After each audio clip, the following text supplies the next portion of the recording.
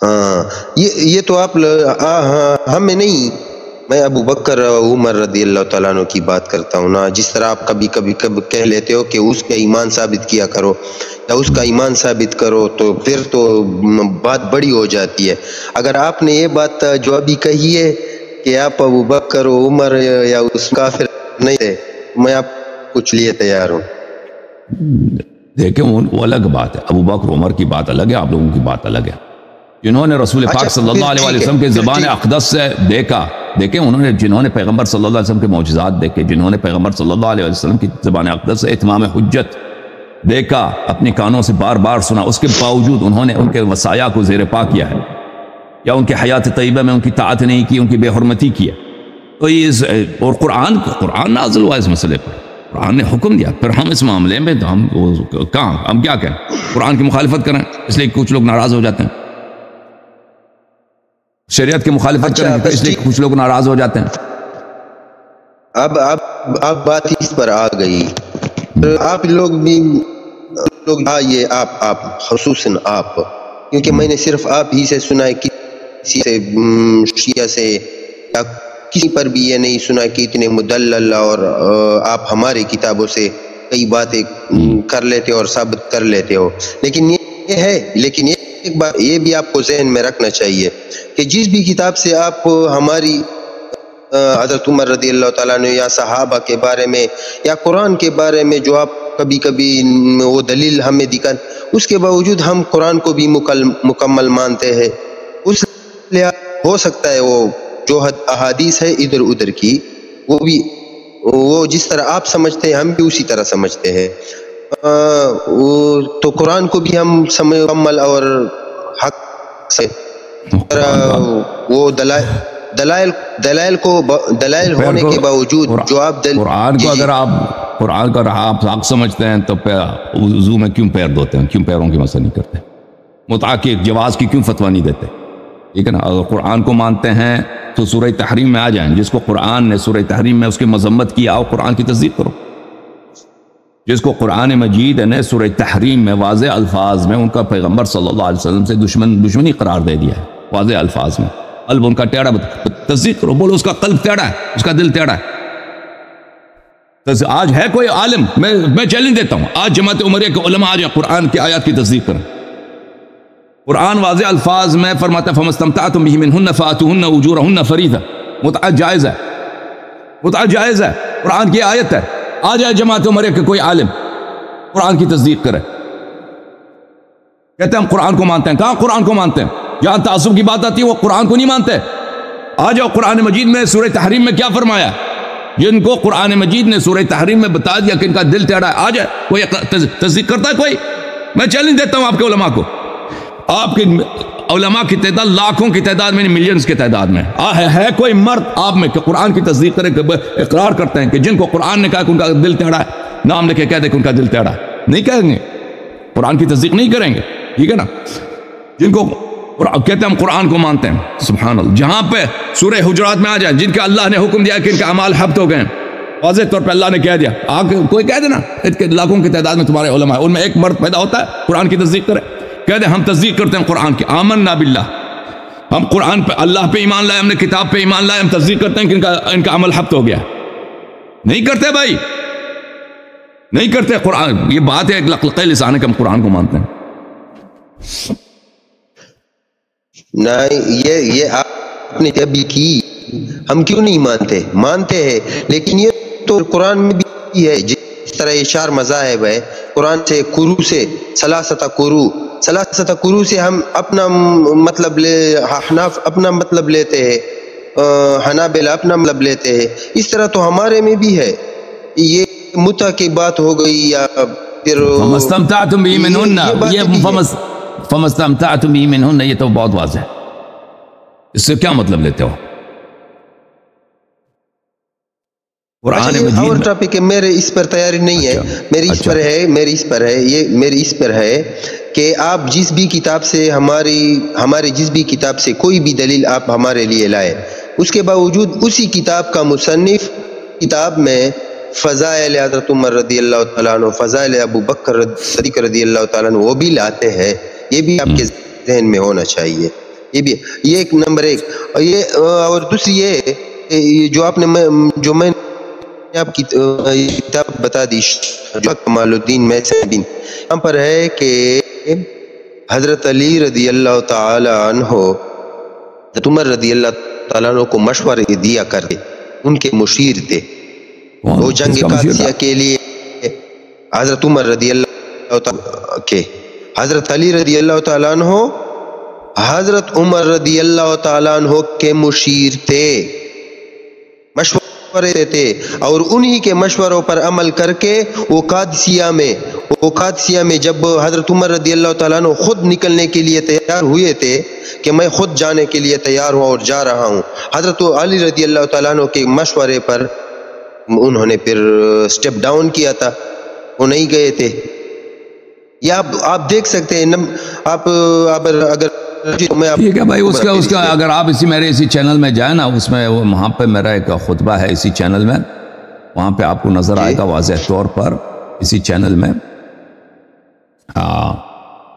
آپ اگر ادھر جائیں تو وہاں پہ اسی بات کا میں نے بہت تفصیل کے ساتھ جواب دی ہے. میں آپ کو دکھا دیتا ہوں اگر مجھے مل جائے بھی، کہ نہج البلاغہ شریف میں یہ جو ہے کہ امیر المؤمنین علیہ السلام نے اب عمر سے کہا تھا کہ تم ایرانیوں کے جنگ میں، فروس کے جنگ میں، فارسی لوگوں کے جنگ میں نہ جانا. یہ جی میں بھی دکھا دیتا ہوں آپ کو.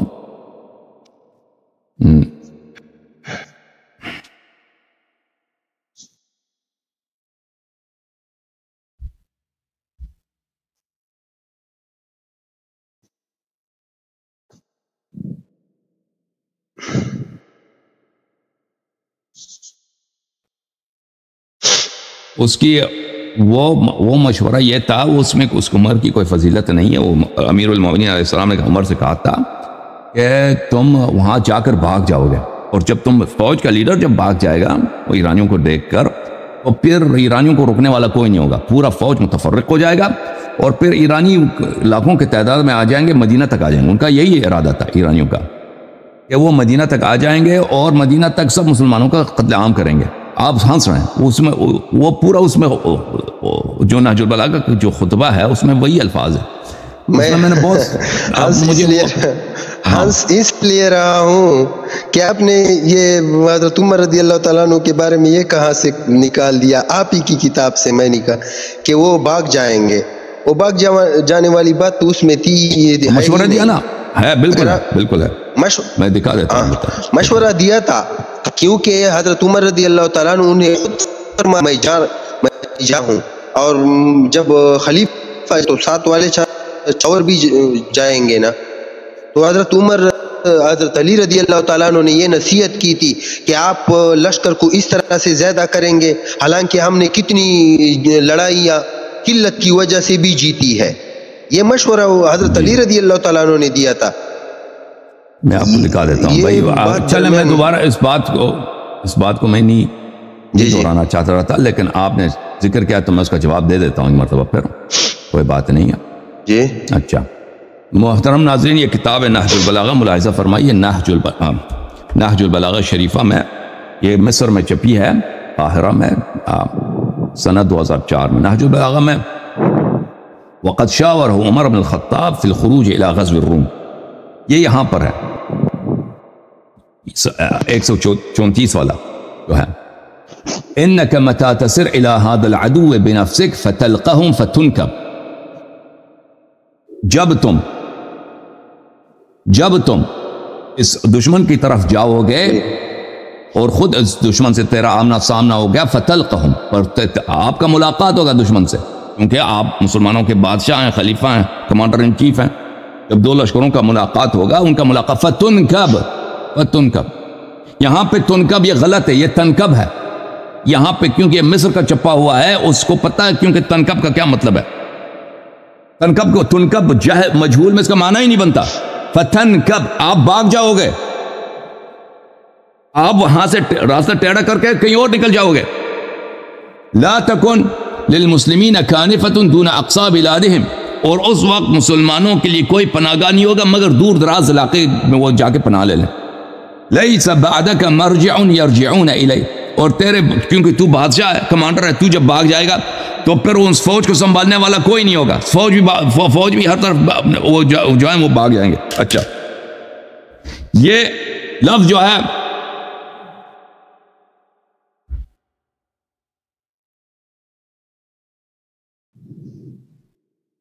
ملاحظہ فرمائیے، کتاب الفتوح ہے لابن عاصم الکوفی، کتاب الفتوح لابن عاصم الکوفی جزء اول چاپ دار الازواء، یہاں پہ ذکر فتح نہاون و حروبها و اجتماع الفرس بها، نہاون کی فتح اور وہاں پر جو فرس ایرانیوں کا جو اجتماع ہوا تھا وہ کیا تھا۔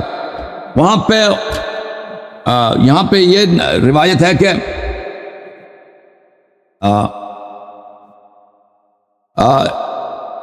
فاجتمع أهل الري وسمنان ودامغان ونهاون في 20,000 وأهل ساو وهمذان في 10,000 وأهل نهاون خاصة في 10,000 وأهل قم وقاشان في 20,000 وأهل إصفهان في 20,000 وأهل فارس وكرمان في 40,000 ثم بعثوا إلى أذربيجان يستمدونهم إلى حرب العرب فأقبل إليهم أهل أذربيجان في 30,000۔ ایران کے مختلف صوبوں سے بہت سارے فوج آئے، کہیں سے 20,000 فوج، کہیں سے 30,000 فوج، کہیں سے 40,000 فوج، تو اس طرح لاکھوں کا فوج بن گیا تھا ایرانیوں کا۔ تو جب یہ فوجیں بن گئی تھی تو عمار ابن یاسر نے عمر کو خط لکھا تھا، بسم اللہ الرحمن الرحیم لعبد اللہ عمر من عمار ابن یاسر، عمر کے لیے عمار ابن یاسر کا خط، سلام علیک اما بعد بلی ومما حدث ان اهل الري وسمنان وساوا وهمذان ونهاون واصفهان وقم وقاشان وراون واصفهان وفلان وفلان وفلان قد اجتمعوا بارض نهاون في 50 و100 الف من فارس وراجل من الكفار، 1,50,000 یہاں پہ فوج بنی ہے کفار کی، کچھ سوار ہیں، کیولری ہیں، کچھ انفنٹری ہیں، کچھ پیادہ نظام ہے، یہ لوگ حملہ کرنے کے لیے تیاری لی ہوئی ہے۔ جب یہ خط پہنچا ہے فلما ورد الكتاب على عمر بن الخطاب وقرأ وفهم ما فيه وقعد عليه الرعدة والنفض حتى سمع المسلمون عطيت أضراسه، جب یہ خط پہنچا وہاں پر عمر نے خط پڑھا ممبر پہ، مسلمانوں کو سنایا، تو اس پہ رعدہ اور رفضہ عمر پہ طاری ہو گیا۔ اچھی طرح دیکھو، وقعد عليه الرعدة والنفض، عمر پہ لرزہ طاری ہو گیا، لرز رہا ہے، یہاں تک کہ اس کی جو جھونپڑی، کیا بولتے ہیں اس کو، جبڑا بولتے ہیں، جبڑا، اس کے جبڑے آپس میں ٹکرا رہے تھے تو لوگوں کو اس کی آواز سنائی دے رہی تھی، آواز اس کے جبڑے آپس میں ڈر کی وجہ سے، ایرانیوں کے ڈر کی وجہ سے۔ تو اس وقت امیر المؤمنین علیہ السلام نے اس کو منشورہ دیا کہ فتلقوم فتنکب، ملاقات کرو گے تو بھاگ جاؤ گے۔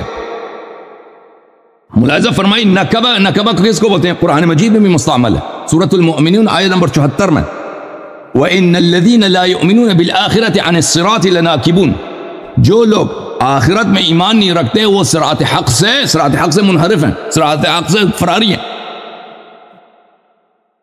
کتاب العین لخلیل ابن احمد الفراہیدی، جزء رابع، چاپ دار الکتب العلمیہ، سنہ 2002 میں کتاب چھپی ہے۔ وَالنَّكْبُ اجتنابُ كَالشَّيْء، نقب کس کو بولتے ہیں؟ کسی چیز سے بھاگ جانا، کسی چیز سے دوری کرنا۔ فتلقوم فتنکب، تم ایرانیوں سے، رومیوں سے جب تیری ملاقات ہوگی تو کیا کرے گا؟ تنکب، تو ان سے اجتناب کرے گا، تو نکل جائے گا، دور ہو جائے گا۔ اچھا ٹھیک ہے، یہ سب باتیں ایک منٹ، آپ کہہ رہے ہیں کہ مشورہ دیا نا، آپ کہتے ہیں اس کے مشیر تھے، مشیر نہیں تھے، ٹھیک ہے، ان کو ڈانٹا ہے امیر المؤمنین علیہ السلام میں کہ یہ مردوں کی بات ہے، یہ جو جنگ ہے آپ کا کام نہیں ہے، اس میں مرد کو بھیجنا چاہیے۔ آپ جیسوں آپ نے کبھی آپ مجھے دکھائیں کسی جنگ میں عمر بن الخطاب کی بہادری، علامہ صاحب نہیں، کسی جنگ میں عمر بن الخطاب کی کوئی بہادری ہے؟ کسی جنگ میں اس کا کوئی کارنامہ ہے؟ تو پھر یہ کتاب صحاح جوہری صاحب کی کتاب صحاح ہے، فتلقوم فتنکب، یہ صفحہ نمبر ہے 228 میں۔ وَنَكَبَ كِنَانَتَهُ نَكْبًا كَبَّهَا وَنَكَّبَهُ أَيْ عَدَلَ عَنْهُ وَاعْتَزَلَهُ وَتَنَكَّبُهُ أَيْ تَجَنَّبَهُ، نکبہ تجنب کرنا، سب سمجھ گئے، صحیح ہے۔ تو جو نہج البلاغہ میں جو بات ہے فتنکب، فتلقہم فتنکب، رومیوں سے یا ایرانیوں سے تیرے ملاقات ہوگی، پھر تو نکل جائے گا وہاں سے، وہ انحراف کرے گا، وہاں سے دوری اختیار کرے گا۔ تو اس کا مطلب یہ ہے کہ لڑائی تیرا کام نہیں ہے، ادھر نہ جا، دوسروں کو بھیجتے. تو آپ کہہ رہے ہیں کہ آپ نے مشورہ دیا. یہ اس میں مذمت ہے, عمر بن خطاب کی مذمت ہے. اور مشورہ کس لیے دیا ہے؟ مشورہ اس لیے دیا ہے بھائی کہ اتنا بڑا فوج بنا ہے. بھائی دیکھیں مسلمانوں مدینے میں کون رہتے ہیں؟ مسلمان کون ہیں؟ وہاں پہ عورتیں بھی ہیں, وہاں پہ بوڑھے لوگ بھی ہیں, بچے بھی ہیں. اگر کافر حملہ کرتے ہیں جی وہ تو کیا کریں گے؟ سب کو قتل کریں گے. اس زمانے میں کیا ہوتا تھا؟ اس زمانے میں جب کافر حملہ کرتے تھے, مسلمان حملہ کرتے, مردوں کو قتل کرتے تھے. ابھی آپ کا جو خلیفہ ہے ابو بکر صاحب, انہوں نے اہل ردہ جنہوں نے ان کو زکات نہیں دیا, ان پہ حملہ کیا تھا. کیا کیا تھا ان کے ساتھ؟ ان کے مردوں کو قتل کیا تھا, عورتوں کو اٹھا کے لے کے آئے تھے. عورتوں کے ساتھ وہ زیادتی کی تھی صحابہ نے صحابہ کے ساتھ, عورتوں کے ساتھ, یہ ہمیں زکات نہیں دے رہے. ان کو مرتد قرار دے کے ان کے اس زمانے میں تو یہی ہوتا تھا. اب بھائی اگر ایرانیوں کی فوج آ جاتی, فرس کی فوج آ جاتی ہے, اور رومیوں کی فوج آ جاتی ہے جزیرۃ العرب میں, مدینے میں, یہ کسی کو معاف نہیں کرتے بھائی.